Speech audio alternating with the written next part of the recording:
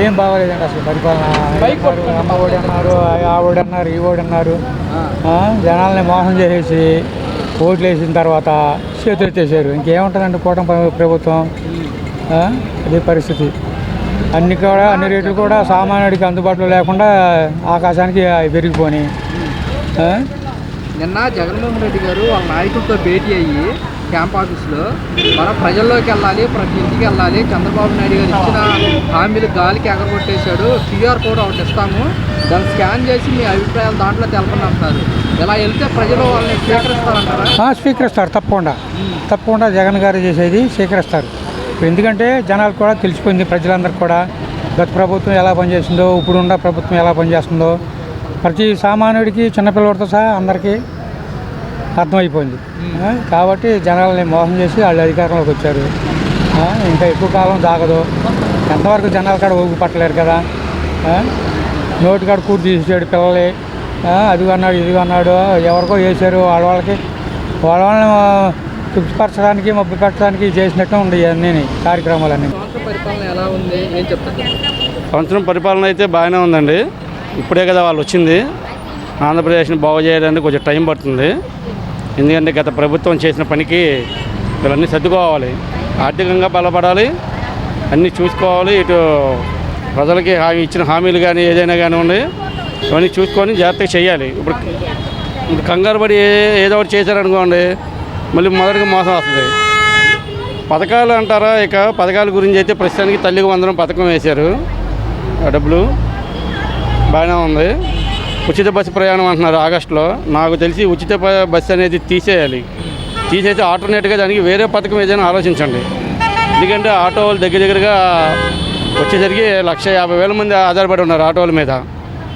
ఈరోజు ఉచిత బస్సు పెట్టారంటే మాత్రం రేపొద్దున కొత్తగా ఆటోలు తీసుకున్న వాళ్ళకి ఒక్కొక్కటి నెలకొచ్చేసరికి 10,000, 12,000 దాకా ఉంది డ్యూ. నెలకొచ్చి 30,000 కానీ 40,000 కడితే బజాజ్ వాళ్ళు ఇచ్చేస్తున్నారు, బళ్ళు కంపెనీ వాళ్ళు ఇచ్చేస్తున్నారు. ఎలక్ట్రిక్ బళ్ళు వదిలేరు, అన్నీ వదిలేరు.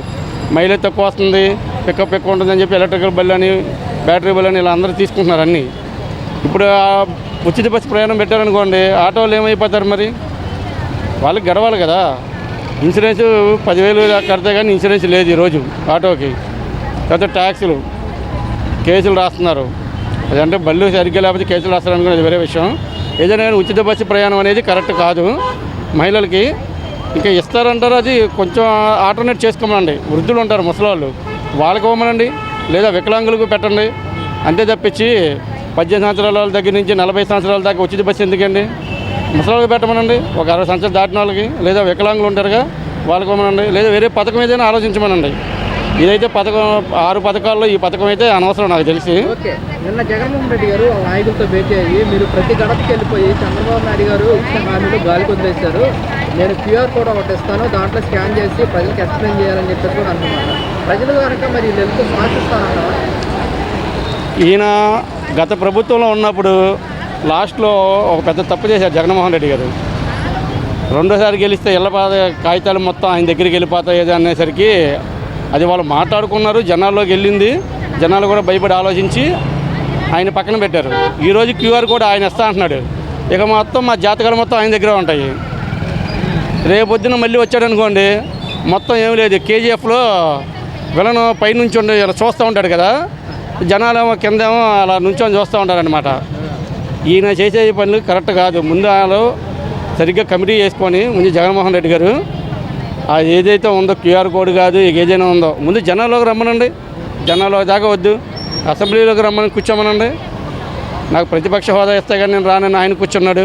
11 సీట్లు గెలిచాడు, ఆయనకి ఎలా ఇస్తారని ప్రతిపక్ష హోదా మాత్రం ఆలోచన లేదు. అది జగన్మోహన్ రెడ్డి గారు చేసేది అయితే కరెక్ట్ కాదు.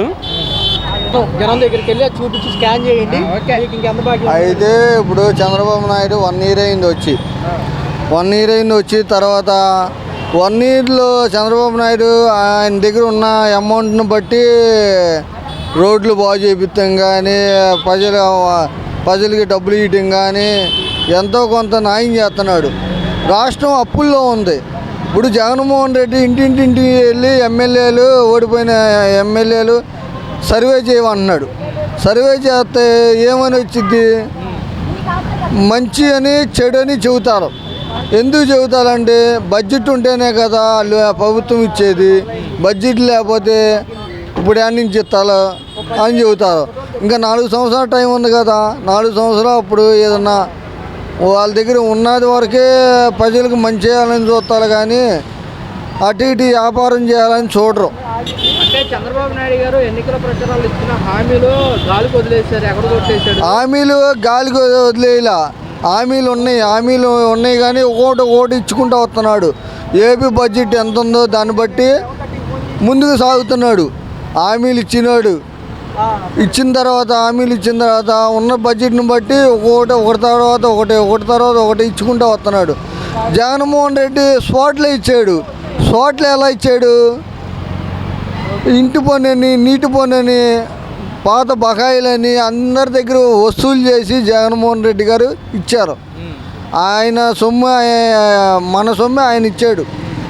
ఇప్పుడు ఏంటంటే మన సొమ్మే తీసుకోకుండా చంద్రబాబు నాయుడు గారు ఇప్పుడు ఇంటి పన్ను తీసేసాడు.